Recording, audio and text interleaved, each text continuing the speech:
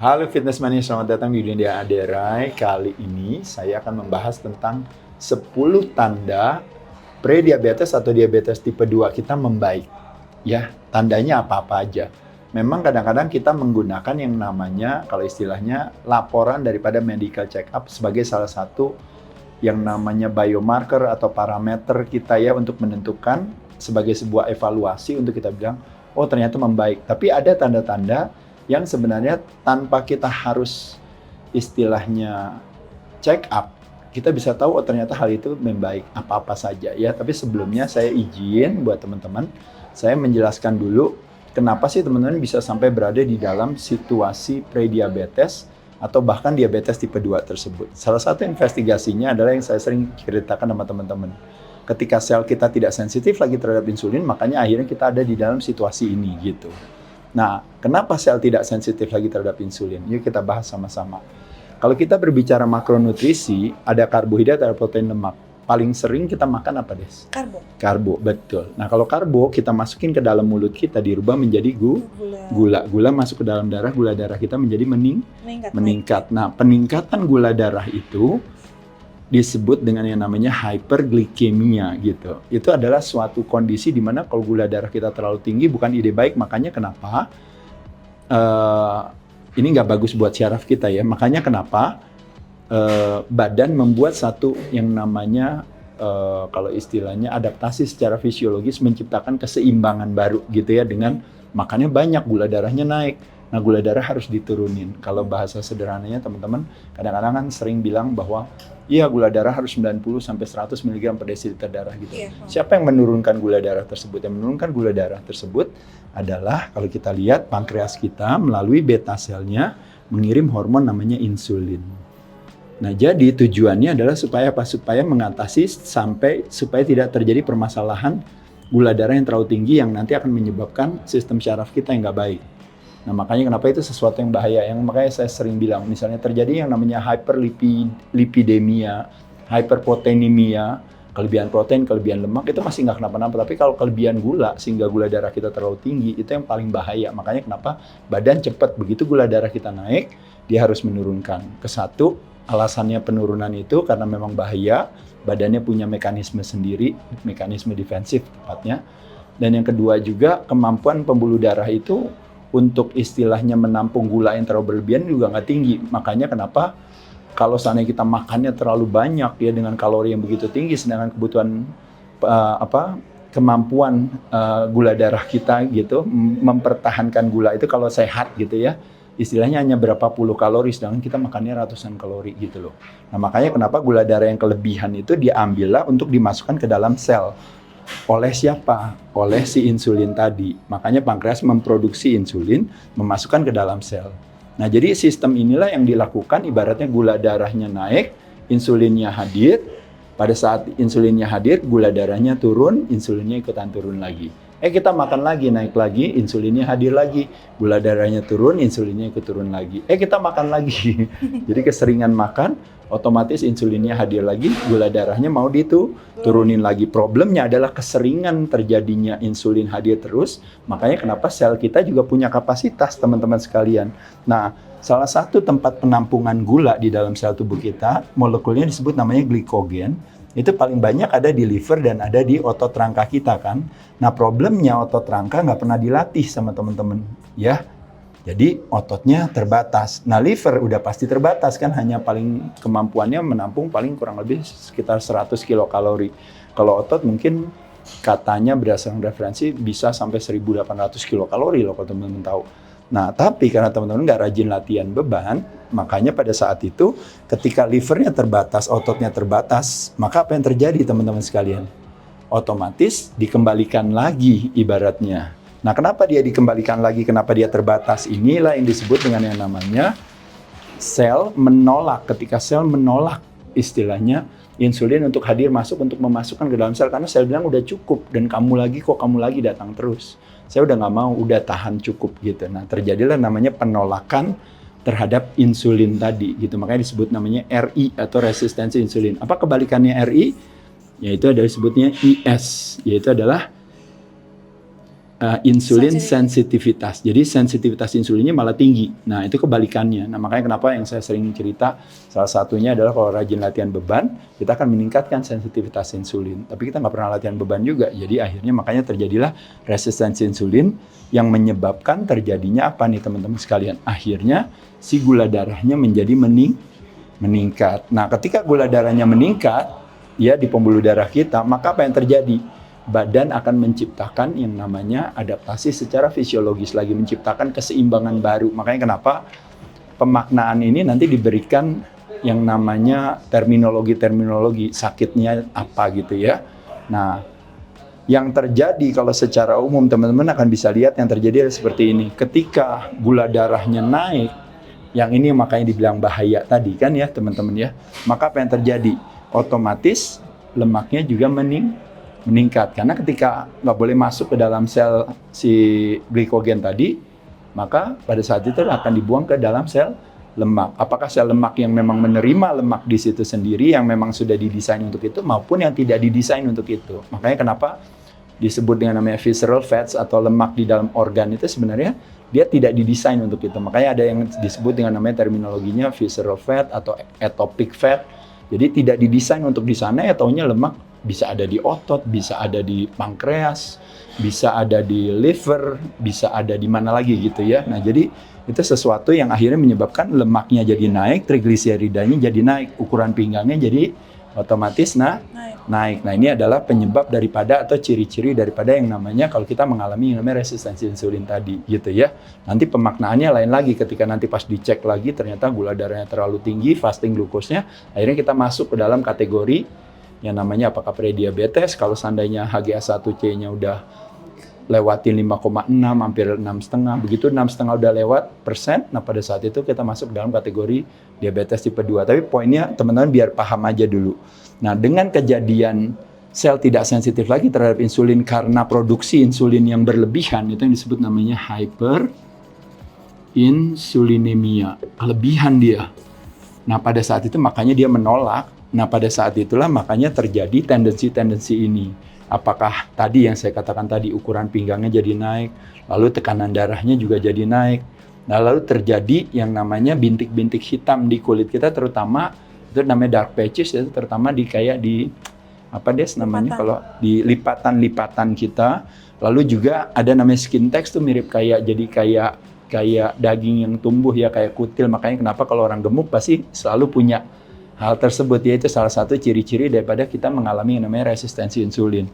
Selain itu otomatis ya, HDL-nya justru akhirnya jadi rendah. HDL itu kalau istilahnya kalau boleh dibilang kolesterol yang baik gitu ya, seolah-olah dikatakan. Nah, lalu juga karena selnya tidak sensitif lagi terhadap insulin gitu ya, jadi waktu makanan kita makan kan nggak dimasukkan ke dalam sel, akhirnya terjadi yang namanya internal starvation gitu kalau teman-teman tahu. Jadi badannya butuhin makanan, kita makannya banyak, tapi nggak dipakai oleh badannya gitu. Nah, makanya pada saat itu akhirnya kitanya lapar terus. Nah, salah satunya kita craving sama kepengen makan gula lagi ya. Nah, selain itu juga jadi akhirnya terjadilah berbagai infeksi. Salah satunya infeksi di saluran kemih misalnya.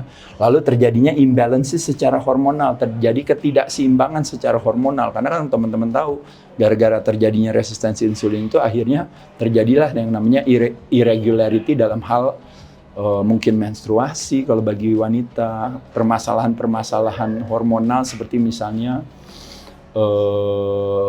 kalau pria tuh ada istilahnya namanya disfungsi ereksi, wanita PCOS dan sebagainya.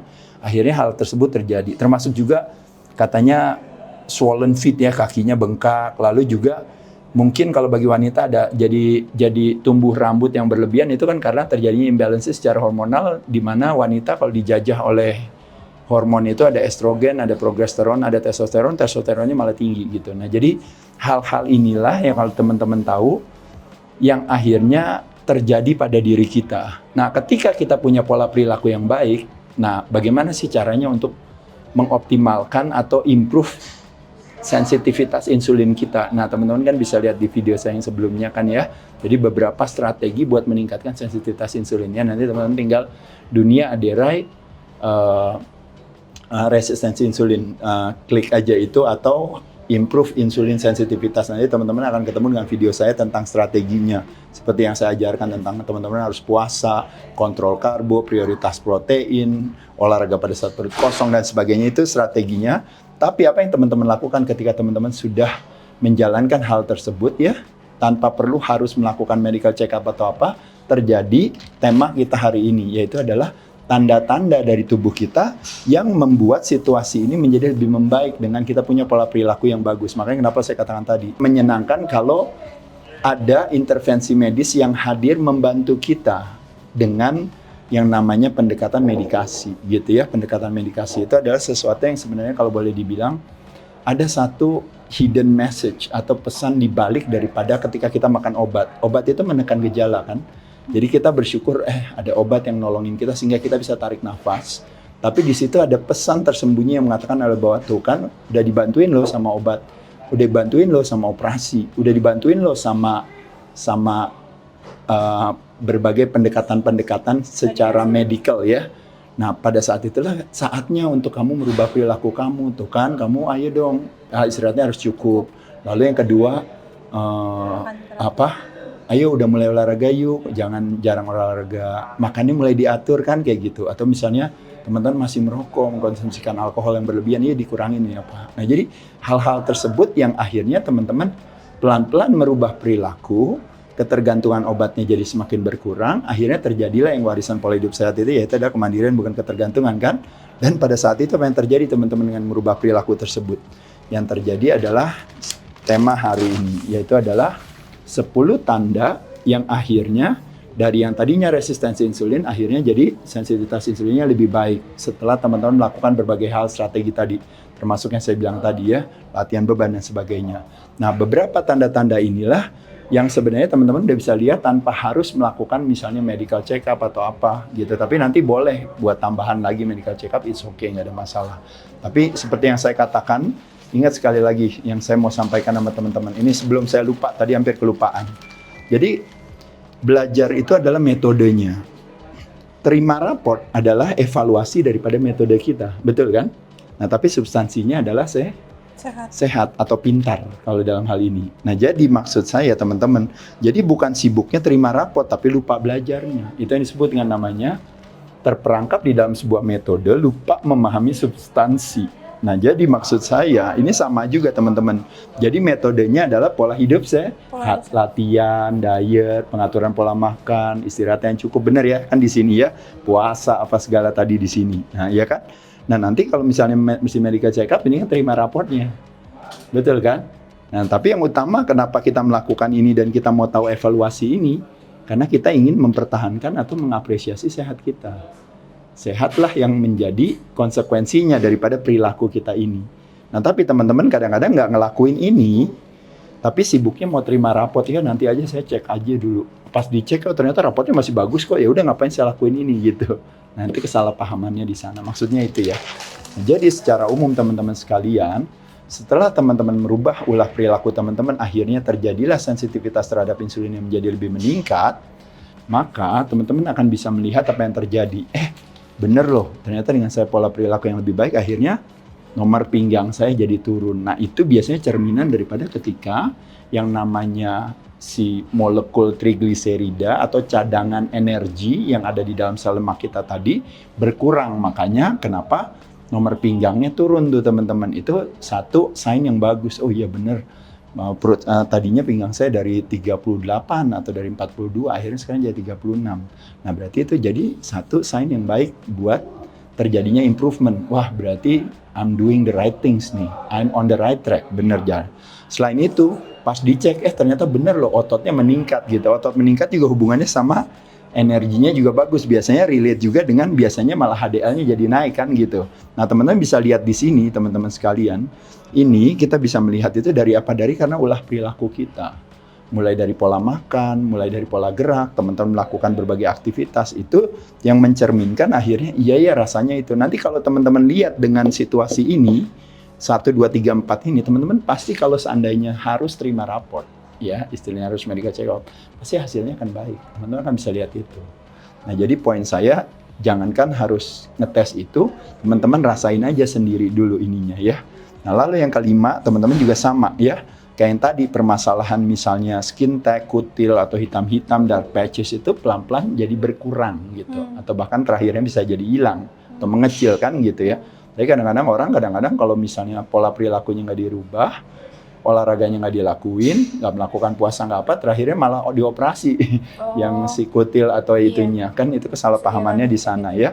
Nah yang tadinya juga susah tidur ya teman-teman sekalian, mungkin karena kegemukan atau apa, akhirnya sekarang tidurnya jadi lebih nyenyak, jadi lebih nyaman. Jadi kalau kita bisa tidur lebih nyaman, kalau dulu kan ketika kita diabetes tipe 2 atau kita ada di dalam kondisi prediabetes, teman-teman tahu kan, makanya problemnya itu kenapa akhirnya nanti end up-nya salah satunya terjadi yang namanya gagal ginjal gitu ya. Teman-teman bisa melihat daripada tendensi kita yang terjadinya yang namanya tiap kali kita tidur bawaannya kebangun terus mesti kencing, bawaannya kebangun terus mesti kencing, karena badannya menciptakan satu kecerdasan sendiri untuk bilang gula darahnya terlalu tinggi, jadi saya harus buang melalui urin itu. Nah cuma nanti konsekuensinya yang berat itu adalah di ginjalnya. Makanya kenapa akhirnya permasalahan ginjal itu bukan permasalahan kelebihan protein, tapi permasalahannya adalah it's the end stage of diabetes tipe 2 because kita mengkonsumsikan karbohidrat yang terlalu tinggi gitu loh. Nah jadi itu yang mempengaruhi kenapa kita tidurnya jadi lebih nyenyak. Nah begitupun juga tadi sekarang nafsu makan saya yang kayak kepengen makan, craving for sugar, akhirnya malah berkurang, nggak terjadi. Karena apalagi ketika teman-teman mulai puasa kan, terjadi yang namanya sekitar 9-12 hari setelah yang sebelumnya badan kita yang tadinya rely on karbohidrat sebagai sumber tenaga, akhirnya sekarang mulai menggunakan lemak sebagai sumber tenaga. Ingat kan yang saya katakan, salah satu bermanfaatan puasa adalah memberikan kesempatan kepada tubuh kita untuk menjalankan kecerdasan yang ketika nggak dikasih makan, akhirnya badannya bilang, saya harus mencari alternatif sumber energi lain. Dari mana sumber energi lain? Dari tabungan energi saya. Tabungan energi saya ada di mana? Molekulnya namanya trigliserida tadi, gitu. Jadi, Mas Ade, bukannya karbohidrat itu penting ya? Itu kan kasih kita tenaga. Jawabannya iya betul. Nah, cuma karbohidrat bisa didapat dari luar, bisa didapat dari dalam. Gimana caranya dapetin dari dalam? Dengan nggak dikasih makan, badan akan menciptakan karbohidrat sendiri. Itu yang disebutnya namanya dari trigliserida akhirnya menjadi menjadi mono, akhirnya menjadi gliserol, akhirnya menjadi tenaga. Itu yang dimaksud dengan itu ya. Nah selain itu juga tadi yang saya katakan tadi, ketika terjadinya gula darah yang berlebihan, terjadinya imbalances, terjadi ketidakseimbangan secara hormonal, akhirnya dengan pola perilaku yang lebih baik, dengan tadi misalnya kontrol karbohidratnya, latihan beban, ya melakukan aktivitas cardio exercise pada saat perut kosong.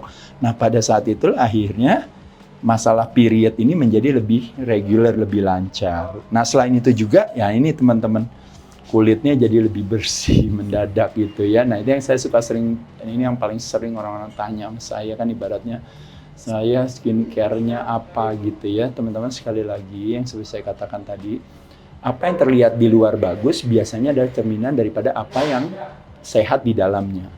Bunga yang mekar, buah yang manis itu karena akarnya yang kuat. Nah akarnya kuat kenapa? Karena sering disirami. Bukan bunganya dikasih krem pagi, bukan daunnya dikasih krem pagi atau krem malam ya kan gitu maksudnya, bercandanya gitu ya teman-teman. Bukan berarti nggak boleh, pakai boleh ya. Tapi poinnya adalah kita mesti sinergis juga ya. Di satu sisi mau pakai krem untuk pelembab gitu ya, buat sebelum tidur atau apa, pas bangun tidur apa, boleh nggak masalah. Tapi yang lebih utama adalah pola perilaku kita yang dari dalam membuat kita punya kemampuan untuk akhirnya dari luarnya jadi bagus. Makanya kenapa kulitnya jadi lebih baik gitu ya. Dari mana bisa terjadi hal tersebut? Karena ketika selnya mulai sensitif lagi terhadap insulin, dia menerima semua nutrisi yang ada, makanya kenapa jadi lebih sehat. Tapi ketika dulu selnya menolak, makanya kenapa selnya kekurangan nutrisi gitu. Makanya kenapa jadi seolah-olah kulitnya jadi ini. Termasuk permasalahan stres. Ingat gak zaman dulu saya ngebahas ya soal stres yang akhirnya menyebabkan kulit kita jadi kusam kan gitu, karena tidak terjadinya tumbuh dan berkembang atau kemampuan untuk mendigest makanan tersebut karena terjadinya aktivasi fight or flight itu tadi ya, sehingga jadi selnya berproteksi. Nah dan yang terakhir adalah yaitu, nah ini juga sama kebalikannya daripada tadi, jadi nafsu makannya kurang, jadi pada saat kita makan juga jadi akhirnya jadi lebih gampang kenyang gitu. Kalau dulu kan kayak makan terus tapi nggak kenyang-kenyang gitu, tidak mengenal rasa kenyang, apalagi makannya karbohidrat ya. Nah tapi sekarang di sini strateginya salah satunya kan adalah apa? Prioritas protein. Protein sudah ada lemaknya. Only protein and fats yang merilis apa? Satiety hormone, hormon kenyang. Jadi teman-teman, demikianlah 10 tanda ini yang akhirnya bisa menggambarkan betapa ternyata perilaku kita jadi lebih optimal ya. Kurang lebih demikian kira-kira teman-teman sekalian. Semoga tema hari ini mungkin agak sedikit teknis, tapi mudah-mudahan agak bisa bermanfaat ya buat teman-teman sekalian. Silahkan nanti share materi ini dan juga teman-teman boleh memberikan komentar, masukan yang mungkin pengalaman-pengalaman yang teman-teman alami tadi. Bener loh, tadi saya begini, sekarang saya berubah gitu ya. Nah, perubahan-perubahan inilah yang menjadi satu motivasi bagi teman-teman untuk apa? Untuk mempertahankan atau men-shifting pola perilakunya yang lebih sehat dari sebelumnya, itulah yang dipertahankan. Yang perilakunya yang justru mendekatkan pada sakit atau menyebabkan terjadinya sel tidak sensitif lagi terhadap insulin, yang dijauhkan. Nah, yang mendekatkan pada sensitivitas insulin yang dilanjutkan atau yang ditingkatkan. Saya ucapkan terima kasih. Dadah.